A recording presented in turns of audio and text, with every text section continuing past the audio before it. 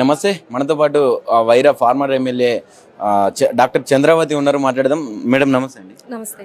ఎట్లా ఖండిస్తారు ఇప్పుడు మన రీసెంట్గా నిన్న రేవంత్ రెడ్డి ఏదైతే చేసిండో మన మాజీ ముఖ్యమంత్రి కేసీఆర్ గారి మీద వ్యాఖ్యలు ఎట్లా చూస్తారు మేడం? అంటే ఒకటి తెలంగాణ రాష్ట్రాన్ని సాధించినటువంటి ఒక మహోన్నతమైనటువంటి వ్యక్తి కేసీఆర్ గారు. ఇక్కడ కూడా మనం చూసుకుంటే రేవంత్ రెడ్డి గారు ఆ రకంగా మాట్లాడే ఒక ముఖ్యమంత్రి స్థాయిలో ఉండి అటువంటి మాటలు మాట్లాడినప్పుడు ఆయన నేను చెప్పగానే ప్రజలు అందరూ కూడా నేను చెప్పింది చేస్తారు, లేకపోతే ఇంకో రకంగా చేస్తారు, వాళ్ళని ఒక డైవర్షన్ పాలిటిక్స్ ప్లే చేసి ఏదో ఒక యాజిటేషన్ తీసుకురావాలి, లేకపోతే ఇంకో రకంగా చేసుకుంటున్నారు అనేది అనిపిస్తూ ఉంది. ఇది ప్యూర్లీ కూడా ఆయన మానసిక పరిపక్వతకి కనిపిస్తూ ఉంది. ఎందుకంటే ఒక ముఖ్యమంత్రి స్థాయికి వెళ్ళినటువంటి వ్యక్తి ఆ రకంగా మాట్లాడడం డైవర్షన్ పాలిటిక్స్కి క్లియర్గా నిదర్శనం ఇది. ఎందుకంటే మీరు ఏ వర్గానికి ఏం చేశారో చెప్పమంటే అది మాట్లాడకుండా ప్రతిదానికి టైం లిమిట్, డెడ్ లైన్ చెప్పేసి నేను ఇప్పుడు చిటికేస్తే అయిపోతుందన్న రేంజ్లో ఒక ఊహల్ని భ్రమల్ని కల్పించి ఈరోజు వాటి మీద ప్రశ్నలు అడుగుతూ ఉంటే అసలు ఉండనీయము అంటే ఎట్లా కుదురుతుంది? మీరు ధైర్యంగా ఉండాలి, ఎదుర్కోవాలి. మేము పబ్లిక్ ఇది చేసాము, మీరు ఇది చేయలేదని మీరు చెప్పగలగాలి. ఆ స్థితిలో మీరు లేకపోవడం వల్లే అసలు ఇక్కడ జనాలు ఎవరు లేకుండా ఉంటే బాగుండు, నాకు ప్రశ్నించే వాళ్ళు లేకుండా ఉంటే నాకు ఇంకా అడ్డు ఉండదు, నేను ఒక్కసారి ముఖ్యమంత్రి అయిపోయాను కాబట్టి నేను సీట్లో కూర్చున్నాను, ఇంకా నాకే ఇబ్బంది లేదు అని అనుకుంటున్నారు. కానీ దీనివల్ల ప్రజల్లో వచ్చేటటువంటి వ్యతిరేకత ఇంకా ఎక్కువ అవుతుంది తప్ప మీకేమీ మంచి జరగదనేది మా యొక్క భావన. అయితే ముఖ్యంగా ఇప్పుడు గతంలో మన ఇప్పుడున్నటువంటి ముఖ్యమంత్రి గతంలో కూడా ఇలాంటి సర్వేలు ఎవరో తెలియని అపరిచితులకు మన వివరాలు ఎట్లా తెలుపుతాం అది అని చెప్పిండు. మళ్ళీ ఇప్పుడు సడన్గా మీరు దీనికి సహకరిస్తలేరు, మిమ్మల్ని మన సామాజిక బహిష్కరణ చేయాలి మీ అందరిని అని చెప్పి ఇప్పుడు ఒక అనుచిత వ్యాఖ్యలు చేస్తూ ఉన్నారు. మొన్న కూడా చూసుకుంటే ఆ కేసీఆర్ గారిని నువ్వు కర్ర లేకుండా అన్నాడు. అంటే ఇలాంటి మాటలు దేనికి సంకేతం? ఏమనుకోవచ్చు? తెలంగాణ ప్రజలకు ఏం మెసేజ్ ఇస్తా ఉన్నాడు ఒక సీఎం హోదాలో? అదేనండి నేను చెప్పేది ఏంటంటే ప్యూర్లీ అది ఒక స్థాయిని తన స్థాయిని తను తగ్గించుకోవడం తప్ప ఇందులో వేరే రకంగా అయితే ఏం కనిపించట్లేదు. ఇప్పుడు మనం ఒక ఎలక్షన్స్ అయిపోయాయి, మీరు ఒక సీఎంగా ఎన్నికైన తర్వాత మీరు పబ్లిక్కి ఒక నమ్మకాన్ని క్రియేట్ చేయాలి. ఒక లీడర్గా మీకుండే ప్రధానమైనటువంటి బాధ్యత మీరు చెప్పింది చేయగలరా లేదా అనుకుని ప్రామిస్ చేయాలి, చేసిన ప్రామిస్ నిలబెట్టుకోవడానికి పని చేయాలి. నిలబెట్టుకున్నప్పుడు ప్రజలకు మధ్యలోకి వచ్చి సమాధానం చెప్పాలి. కానీ గ్రౌండ్ రియాలిటీకి మీరు దూరంగా ఉండి మీరు గతంలో బాగానే పబ్లిక్లో అంతా తిరుగుకుంటూ కేసీఆర్ గారి గురించి లేకపోతే ఇంకో రకంగా బీఆర్ఎస్ పార్టీ గురించి మీరు నెగిటివ్గా ప్రచారం చేసుకుంటూ చాలా ఫెరోషియస్గా తిరిగారు. దాంట్లో మీరు సక్సెస్ అయ్యారు, ముఖ్యమంత్రి అయ్యారు.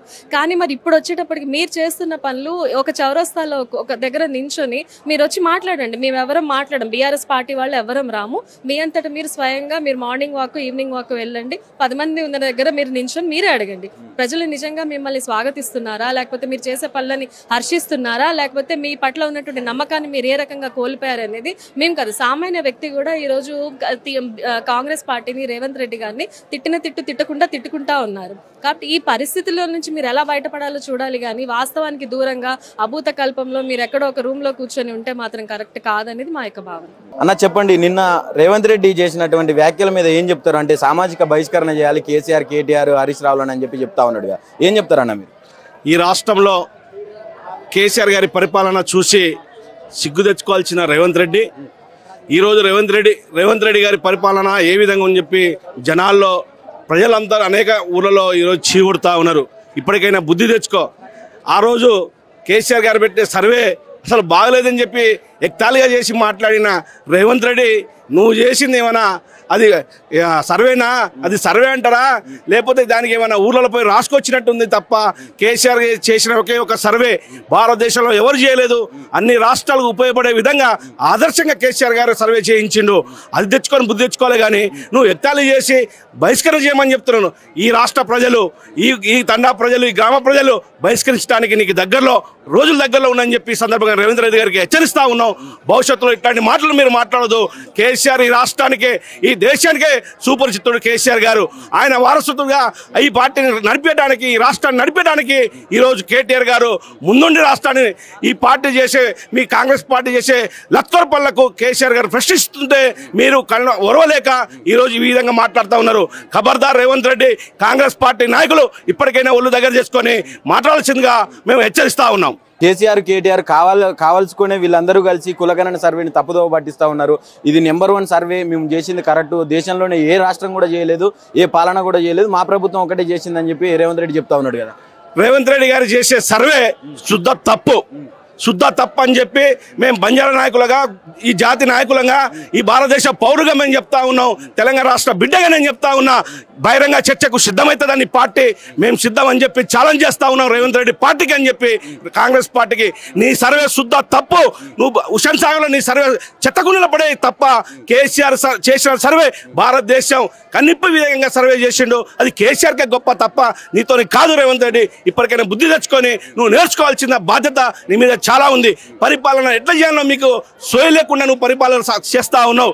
నీ కుటుంబం కోసం, నీ బంధువుల కోసం పరిపాలన చేస్తున్నావు తప్ప ఈ జనం కోసం, తెలంగాణ రాష్ట్ర ప్రజల కోసం నువ్వు మాత్రం చేస్తలేవు అని చెప్పి మేము హెచ్చరిస్తా ఉన్నాం. అంటే ఒక పక్క ఇందిరమ్మ రాజ్యం అంటున్నాడు, ప్రజాపాలన అంటున్నాడు, కంచెలు బద్దలు కొట్టినాం అంటున్నాడు, మీరేమో కుటుంబ పాలన చేస్తా ఉన్నారు. గతంలో కుటుంబ పాలన చేసింది కేసీఆర్ అని చెప్పి విమర్శించిండు కదా పదే పదే రేవంత్ రెడ్డి.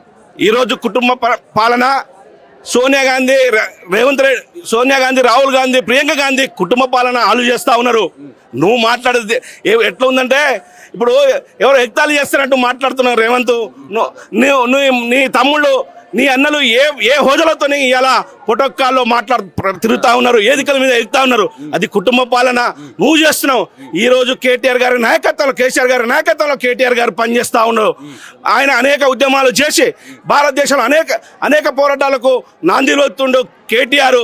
కుటుంబ పాలన నీ తమ్ముడు తిరుపతి రెడ్డి ఏం చేస్తుండు, మిగతా తమ్ముళ్ళు, నీ బంధువులు ఏం చేస్తుండ్రు అని చెప్పి నేను హెచ్చరిస్తా ఉన్నావు. అది బుద్ధి తెచ్చుకోను. నీ కుటుంబ పాలన నీది రేవంత్. అన్న నమస్తే. ఎట్లా చూస్తారని అంటే రేవంత్ రెడ్డి నిన్న కేసీఆర్ ని బహిష్కరించాలి, అసలు తెలంగాణలో తిరగనియొద్దు అని చెప్పి చెప్తా ఉన్నాడు. ఏం చెప్తారు మీరు? రేవంత్ రెడ్డి కేసీఆర్ ను బహిష్కరించాలనే మాట మాట్లాడడం అది కరెక్ట్ కాదు. పబ్లిక్ ఆయన్నే కేసీఆర్ మాట ఎత్తితే ఆయనకు తెలంగాణ ప్రజలే బహిష్కరిస్తారు. ఆయన మాట్లాడేది పద్ధతి కరెక్ట్ కాదు. ఆయన మాట్లాడే ముఖ్యమంత్రి పదవిలో కూర్చొని కూడా మాట్లాడే పద్ధతి కరెక్ట్ కాదని, ఒక ముఖ్యమంత్రి అయ్యే మనిషి కాదు ఆయన. కులగణనని మీరే అంటే బీఆర్ఎస్ వాళ్ళు కావాల్సుకొని దాన్ని తప్పుదోవ పట్టించారు, మొత్తం ఇట్లా తప్పు లెక్కలు అని చెప్పి చూపెట్టిర్రు. వాళ్ళు కావాలనే పాల్గొనలేదు, అందుకోసమే వాళ్ళని ఫస్ట్ బహిష్కరించాలని చెప్పి చెప్తుండ్రు. ఇప్పుడు ఆయన అన్నాడు కదా, బీసీ కులగణన గురించి మాట్లాడడము వాళ్ళు మాట్లాడేది కరెక్ట్ కాదు. ఎవరైతే వాళ్ళ పార్టీలో ఉన్నటువంటి తీన్మార్ మల్లన్న ఎమ్మెల్సీ ఆయనని ఖండిస్తా ఉన్నాడు. రేవంత్ రెడ్డి కులగణన, బీసీ కులగణన కరెక్ట్ కాదు, కేసీఆర్ చేసిందే కరెక్ట్ అని చెప్పి ఈరోజు వాళ్ళ పార్టీలో ఉన్న ఎమ్మెల్సీ ఆయన తీన్మార్ మల్లన్న. మరి అది ఆయన కాంగ్రెస్ పార్టీ ఆయనని విమర్శించడం సిగ్గుచేయడం చెప్పడానికి, కేసీఆర్ చేసేది కరెక్ట్ కాదనడం ఆయనది కరెక్ట్, ఆయనది కాదు అవాస్తవం అది. కాబట్టి వాళ్ళ పార్టీ కార్యకర్తలు ఆయనకే ఖండిస్తూ ఉంటే ఆయన మాట్లాడడానికి ఇక సిగ్గు ఉండాలిగా. ఇప్పుడు ఒక ముఖ్యమంత్రి మాట్లాడే పద్ధతి కాదు కదా. రేవంత్ రెడ్డి ఏం చేయలేదంటే సంవత్సరం ఏం చేయలేదు, మొత్తం అభివృద్ధిలో మొత్తం శూన్యమే. మేము బీఆర్ఎస్ లో ఉండి చెప్తున్నాం కదా, కేసీఆర్ ఉన్నటువంటి అభివృద్ధి చూస్తే అప్పుడైతే ఏదైతే టెంకాయలు కొట్టిరో ఆ పనులు మాత్రమే ప్రారంభించారు, కొత్త పనులు ఎక్కడైతే ప్రారంభించలేదు. మేము చూస్తున్నాం కదా, ఎక్కడైతే టెంకాయ కొట్టిరో అక్కడనే వీళ్ళు పని స్టార్ట్ చేసారు తప్ప కొత్త పని అనేది ఎక్కడ చేయలేదనా, ఎక్కడ చేయలేదు కూడా మేము చూస్తున్నాం. ఎక్కడ ఆయన చేసింది ఎక్కడ చేయలేదు, ఏ విలేజ్ లో కానీ మరి మండల్లో కానీ నియోజకవర్గాలలో కానీ ఎక్కడ ఆయన కొత్త పని మొదలు పెట్టడం అనేది ఎక్కడ లేదు. కాబట్టి చెయ్యడు కూడా, పబ్లిక్ అర్థమైపోయింది. ఈయన అబ్బదల ముఖ్యమంత్రి, దుర్మార్గమైన ముఖ్యమంత్రి, చెప్పినటువంటి మాటలు మొత్తము ఫెయిల్ మాటలు. కాబట్టి ఈయన ఎప్పుడు గది దింపాలనే ఆలోచనలో తెలంగాణ ప్రజల్లో ఉన్నారు. ఇప్పుడు ఎలక్షన్ పెడితే ఇప్పుడు అతి త్వరలో ఆయన ఇంటికి పయనం చేపిస్తారు, మళ్ళా కేసీఆర్ ముఖ్యమంత్రి చేస్తారు.